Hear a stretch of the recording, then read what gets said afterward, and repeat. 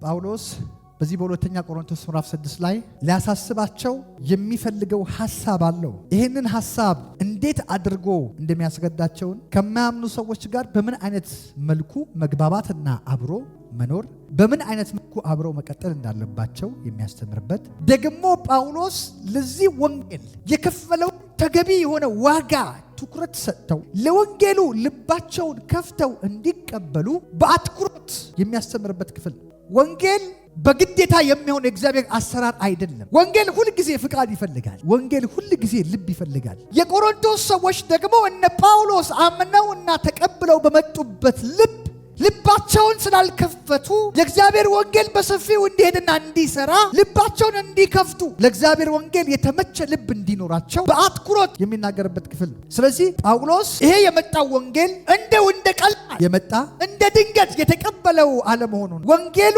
ክብደት እንዳለው ለማስረዳት የሚሞክርበትም ክፍል ነው። ስለዚህ በሁለተኛ ቆሮንቶስ ምዕራፍ 6 ላይ እንደዚህ ይላል፣ ከእግዚአብሔር ጋር አብረን የምንሰራ እንደመሆናችን መጠን ቀበላችሁትን የእግዚአብሔርን ጸጋ ከንቱ እንዳታደርጉ።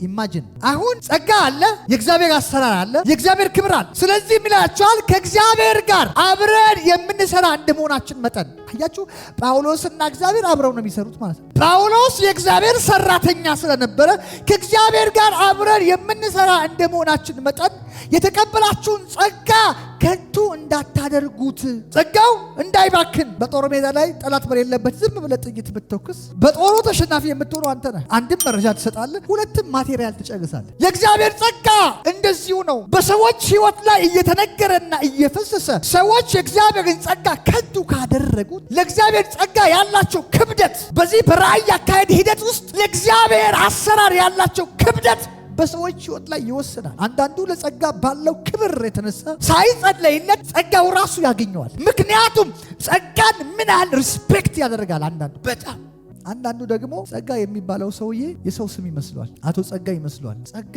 ከሰው ጋር የሚገናኝ አይደለም። ጸጋ የሰው ችሎታ አይደለም።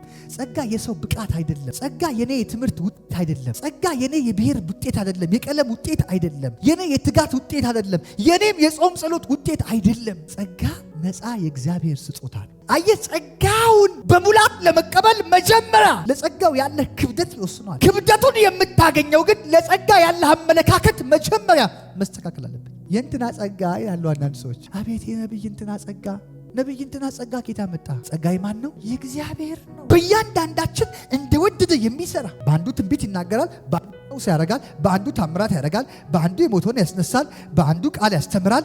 በሁሉ እንደወደደ የሚሰራ እኛ ሀገር ላይ እኮ የአገልጋዮች ጦርነት እኮ የተጀመረው ጸጋ የኛ አድርገን ስላየን ነው። የእንትናን ጸጋ እንትና አይቀበልም፣ የእንትናን ጸጋ እንትና አይቀበልም። ምክንያቱም ጸጋው የማን ነው? የኔ ነው ብሎ ሁሉ ሰው ስለሚያስብ ነው። ጸጋ የእግዚአብሔር እንደሆነ ካሰበ ከእግዚአብሔር ጋር አይጣላም። ፕሮፌቲክ አገልግሎት የሚያገለግሉ ሰዎች በትምህርት እግዚአብሔር የሚሰራባቸውን ሰዎች መቀበል አይፈልጉም። ደረቅ ነው ይሏቸዋል። በትምህርት እግዚአብሔር የሚሰራባቸው ሰዎች ደግሞ በፕሮፌቲክ አገልግሎት እግዚአብሔር የሚሰራባቸውን ሰዎች መቀበል አይፈልጉም። ጥንቁልና ነው ይላቸዋል። ሁሉ የእግዚአብሔር ስጦታ እንደሆነ ከተረዳን፣ አንዱ ጸጋ ከአንዱ እንደማይበልጥ ካወቅን፣ ትንቢት መናገር ታምራትን ከማድረግ አይበልጥም አያንስም። የእግዚአብሔር ቃል ማስተማር ትንቢት ከመናገር አይበልጥም አያንስም። ሁሉም የማን ነው? የእግዚአብሔር። የእግዚአብሔር የሆነውን ሁሉ እንደ እግዚአብሔር መቀበል የማትችሉ ከሆነ የጸጋ ስጦታን ታቀላላችሁ። አንዱ ከአንዱ ይበልጥባችኋል። ተጸልዮልኝ ተፈወስኩ የሚል ብዙ ህዝብ አለን። ተምሬ ተፈወስኩ የሚል ግን ሰምቼ አላውቅም። ለምን ሲባል አንዱን ጸጋ ከአንዱ ስለምናበላልጥ በእግዚአብሔር ቃል ውስጥ ያለውን ፈውስ በቀላሉ ለመቀበል እድል አናገኝም። ሁሉ ከእርሱ በእሱ መልሶ ለሱ ከኛ የሚሆን ምንም ነገር የለም። ስለዚህ ጳውሎስ ይሄ ወንጌል ይሄ ጸጋ ዝም ብሎ የመጣ ልክ ወንዝ ዳር እንዳለ ቦይ ቀደድ ተደርገውለት ፍስስ ያለ አለመሆኑን በልጁ በክርስቶስ ኢየሱስ ሞትና ትንሣኤ በኩል የመጣ ዋጋ የተከፈለበት ዋጋ ያለው ልኩም የእግዚአብሔር ልጅ የክርስቶስ ኢየሱስ የሆነ በደሙ ኃይል የተገኘ የእግዚአብሔር ልዩ ስጦታ ስለሆነ የጸጋ ስጦታዎችን ቸል እንዳይሉ አጥብቆ ይነግራቸዋል። የተቀበላችሁትን ጸጋ ከንቱ አታድርጉት። ጸጋ ከንቱ እንዳይሆንባችሁ